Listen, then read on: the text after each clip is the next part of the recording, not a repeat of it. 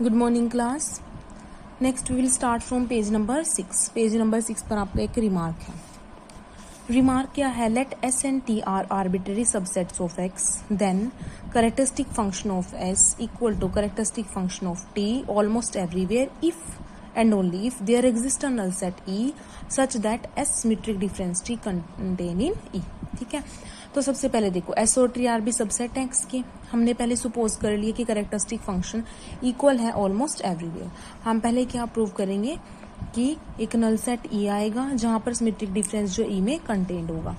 अब characteristic function जो है इक्वल है ऑलमोस्ट एवरीवेयर, इसका मतलब एक नल सेट आता है कि दोनों इक्वल होते हैं पर x किस x के लिए, जब वो इसके अंदर नहीं आता E के अंदर। अब हमने क्या किया, क्योंकि हमें कंटेनमेंट दिखानी है तो यहाँ से एक एलिमेंट उठाया, इसके अंदर उसको ले जाएंगे। अब ये x इसमें से उठाया सिमेट्रिक डिफरेंस में से, means s minus T union t minus S में से, यानी कि या तो वो इसमें आएगा या इसमें आएगा, लिख सकते हो ऐसे। अब अगर x इसमें है s माइनस टी में, यानी कि s में तो होगा पर t में नहीं होगा। अगर t माइनस s में होगा तो उसके लिए हम नेक्स्ट केस चलाएंगे। अब पहले ये देखो, अगर x s में है तो कैरेक्टरिस्टिक फंक्शन 1 बनेगा और t में नहीं है तो कैरेक्टरिस्टिक फंक्शन ओवर t 0 आएगा, यानी कि ये दोनों इक्वल नहीं होंगे। दिस मीन्स इक्वल कहाँ थे? जब वो x उसके कॉम्प्लीमेंट में था e के, पर इक्वल नहीं है, इसका मतलब x कॉम्प्लीमेंट में नहीं होगा, x कहाँ जाएगा? e में। तो x यहाँ से उठाया था, e में आ गया तो वो इसमें कंटेन्ड हो गया। ऐसी सेकंड केस की, अगर x हमने t माइनस एस से उठाया तो x t में तो होगा पर s में नहीं होगा, यानी कि कैरेक्टरिस्टिक फंक्शन जो है t पर तो 1 आएगा और s पर 0, यानी कि इक्वल नहीं है। फिर से वो कॉम्प्लीमेंट में नहीं आएगा, किस में चला जाएगा? e में, यानी कि फिर से सिमेट्रिक डिफरेंस इसमें कंटेन्ड हो गया। तो हेंस दोनों केसेस में सिमेट्रिक डिफरेंस जो है e में कंटेन्ड हो सकता है। नेक्स्ट कन्वर्स क्या है कि एक नल सेट E होता है, सिमेट्रिक डिफरेंस इसमें कंटेन्ड होता है। हमें प्रूव करना है characteristic function equal almost everywhere. अब देखो E गिवन है नल सेट, हमें प्रूव करना है कैरेक्टरिस्टिक फंक्शन इक्वल होंगे जब x जो है इसमें के कॉम्प्लीमेंट में आता है।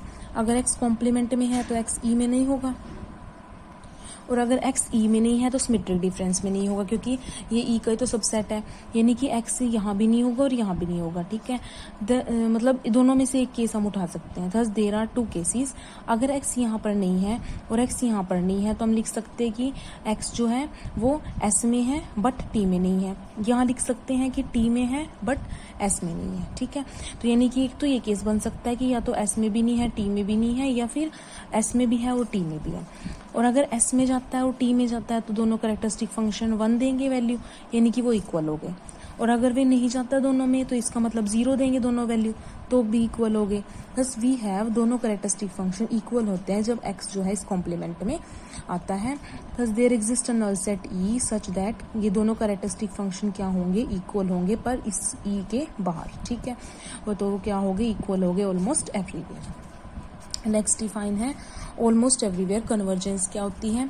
fn कोई सीक्वेंस है रियल वैल्यूड फंक्शन की on a measure space x रोमियो, we say that fn converges almost everywhere to a real valued function f defined on x if there exists a null set E such that fn x converges to fx for all x belong to E complement। की वही बात होगी कि fn जो है sequence f को converge करेगी, पर किसके लिए? जब वो x जो है उसके E के बाहर से आता है। मतलब हम इसको कैसे लिख सकते हैं? fn जो है कन्वर्ज करती है f को ऑलमोस्ट एवरीवेयर। नेक्स्ट डिफाइन है fundamental almost everywhere. Let fn be a sequence of real valued function define on a measure space, we say that the sequence fn is said to be fundamental almost everywhere. इसको कब बोलते हैं? If there exist a null set E such that x belong to E implies fnx is a Cauchy sequence. की जब भी x E से belong करेगा तो fnx जो सीक्वेंस जो है कोशी सीक्वेंस बनेगी, यानी कि इसको हम क्या लिख सकते हैं? fn को फंडामेंटल ऑलमोस्ट एवरीवेयर जब ये कोशी बनती है। ठीक है, तो इससे रिलेटेड अब आपकी फर्स्ट थ्योरम है, if fn converges to f almost everywhere then fn is fundamental almost everywhere. आप देखो fn जो है एक सीक्वेंस है रियल वैल्यूड फंक्शन डिफाइंड, ये सारी डेफिनेशन है।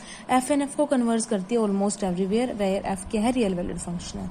हमें प्रूव करना है fn को फंडामेंटल ऑलमोस्ट एवरीवेयर। अब देखो fn f को कन्वर्ज करती है ऑलमोस्ट एवरीवेयर, इसका मतलब एक नल सेट आएगा x उसके उससे बिलोंग नहीं करेगा जहां पर सीक्वेंस कन्वर्ज कर जाएगी, ठीक है।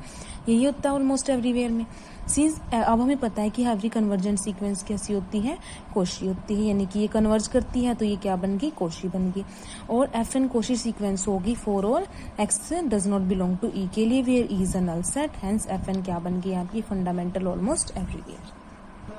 यहाँ पर डिफाइन में भी आपका X does not belong to E आएगा, ठीक है, ये करेक्ट कर लेना, क्योंकि जब इसके कॉम्प्लीमेंट से आएगी तब वो कोशी बनती है, ठीक है। नेक्स्ट थ्योरम है कि अगर एफ एन एफ को कन्वर्ज करती है ऑलमोस्ट एवरीवेयर और एफ एन जी को कन्वर्ज करती है ऑलमोस्ट एवरीवेयर, तो एफ और जी इक्वल होंगी almost everywhere, limits are unique, ठीक है।